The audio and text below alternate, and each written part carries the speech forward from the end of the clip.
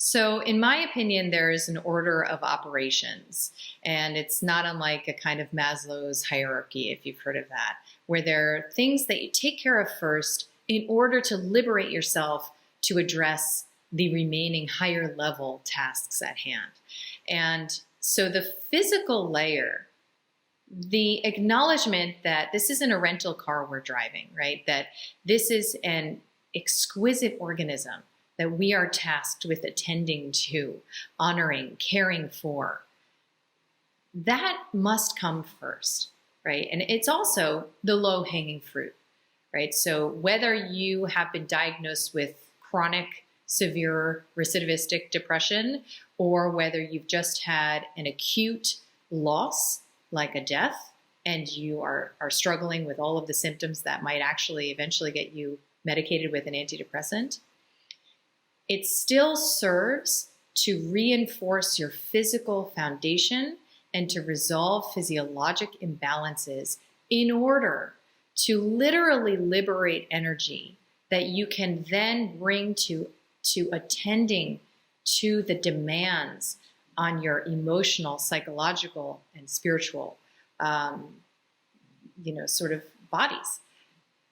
That liberation of energy will give you the authority, agency, and power to command your process in a way that will keep you aligned with your highest expression.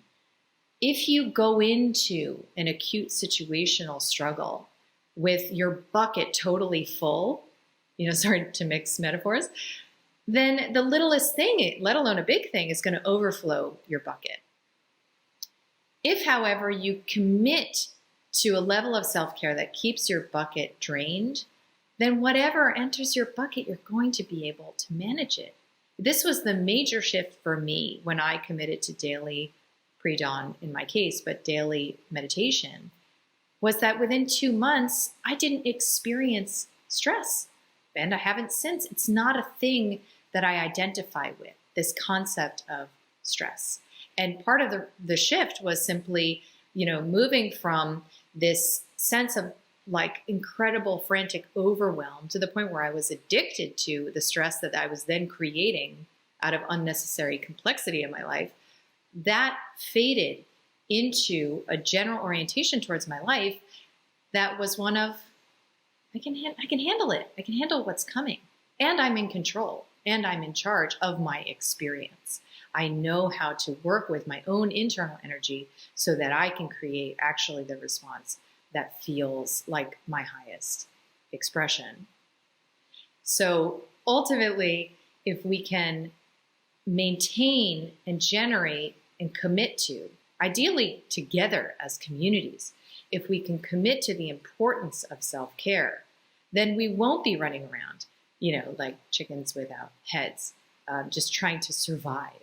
We'll be in a state of flow so that we can not only undo and resolve the root cause of things that we might have identified as being fundamental parts of our personality or elements of our brokenness, right? Aspects of our sickness as people, right? We no longer are working with that. And we have the capacity to then interact with anything that crosses our path with curiosity and with an interest in discovering the deeper meaning for why it is that this is happening.